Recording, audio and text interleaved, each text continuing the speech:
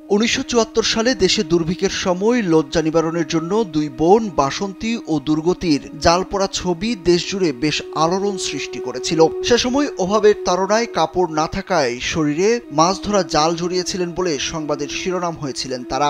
এমনকি এখনও এই বিষয়টি নিয়ে আলোচনা হয়। এর পক্ষে বিপক্ষে আছে নানা মত। ২০২২ সালে তৎকালীন ইউনো উপজেলা প্রশাসন থেকে প্রতি মাসে ৪,৫০০ টাকা দেওয়ার ব্যবস্থা করেছেন এবং এখনও তা চলমান আছে।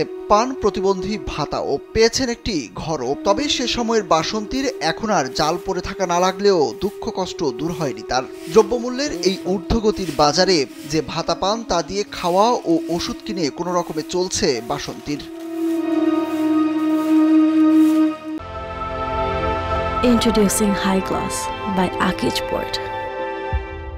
১৯৪২ সালে বাসন্তী কুড়িগ্রামের চিলমারী উপজেলার রমনা মডেল ইউনিয়নের পূর্ব মদাফত থানা এলাকায় জন্মগ্রহণ করেন। বর্তমানে বাসন্তী থাকেন ওই ইউনিয়নের জেলেপাড়া গ্রামে। তিনি মৃত কান্দুরাম দাস ও মৃত সুটকিবালা দাসের মেয়ে। দুর্গতি তার ছোট বোন।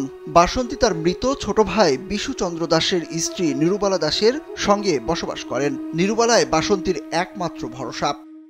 হাড়ে জাঙর ঝাঙর করি আওকারে না, কানে শোনে না। এই যে ধরুন সরকার হয়েছে প্রতিবন্ধী বাসন্তী বাগলি মাসে মাসে মাসে 25 কেজি 4,500 টাকা মাসে মাসে। অনেক কষ্টই দুঃখই দিন গেছে। তারপরে ঘর পাইছে, আবার সাহায্য কিছু পাইছে, আবার এখন হলো মাসে মাসে তার খোরাকিও দেয়, খাবার দেয়। যতদিন বাঁচিয়েছে অতদিন পায়। এর আগে কি হয়েছে আমরা তো অত কিছু জানি না, আলামালা মানুষের মুখে এটাই শুনছি। রমনা মডেল ইউনিয়ন পরিষদের চেয়ারম্যান গোলাম আশেক আকা জানান, বাসন্তীবালাকে ইউনিয়ন পরিষদ থেকে সব ধরনের সহায়তা করা হচ্ছে। যে কোনো বরাদ্দে তার নাম থাকে, ভবিষ্যতেও তাকে সহায়তা করা হবে বলে জানান তিনি।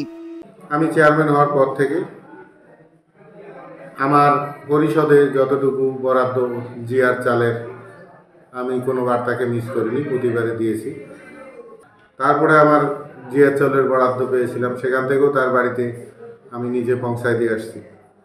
এর আগে আমি চেয়ারম্যান হওয়ার অল্প কিছুদিন পরে তাকে আমি বাড়িতে ডেকে নিয়ে আমার সাধ্য মতো আমি তাকে অর্থনৈতিক সহযোগিতা যেটা করার করেছি। আমার জায়গা থেকে যতটুকু সহযোগিতা করার আমি অবশ্যই করতেছি এবং ভবিষ্যতেও করবো ইনশাল্লাহ। ১৯৭৪ সালের মার্চে শুরু হয়ে সেই বছরের ডিসেম্বরের দিকে শেষ হয় ১৯৭৪-এর দুর্ভিক্ষ। এই দুর্ভিক্ষে অসংখ্য মানুষ অনাহারে মারা গিয়েছিল। ওই সময়ই আলোচনা শুরু হয় বাসন্তীবালা ও তার বোন দুর্গতিবালাকে নিয়ে। সুরুজ আহমেদ, কালবেলা।